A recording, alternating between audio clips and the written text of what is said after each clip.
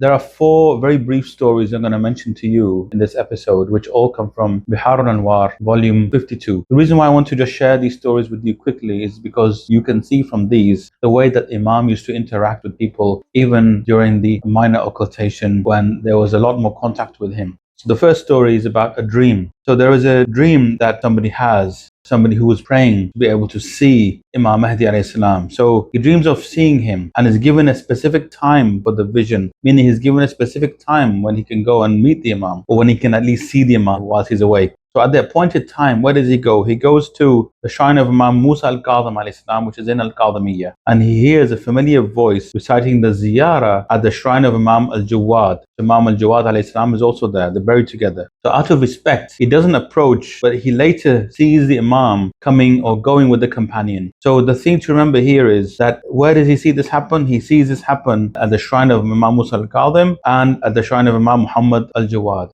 So this means Imam Mahdi al-Islam is known to be visiting those shrines of his forefathers, and that the dream world is somewhere where Allah, God Almighty, contacts us and keeps us in touch with the infallibles. So that's the first short story. But this gentleman, he remains silent and he doesn't disturb the Imam. He maintains etiquette. The next story, short one again, is there is a scholar called Sheikh Waram ibn Abi Firas. He sends a note to his student. He says, put this note in such and such place in the shrine at night time. So there's a particular shrine where he says, place this note. And the student takes the note from his waistband and follows the instructions. The next morning, he goes back to find the note is missing. And then Sheikh Waram, he says to him that the request has been fulfilled and the story remained a secret for 30 years. So what this means is, you might have heard of people who love Imam Mahdi. They would often go and place short notes, maybe like this, small pieces of paper like this, at the shrine of one of the Imams, in the hope that Imam Mahdi al-Islam would take the note and it could be a request for anything in life.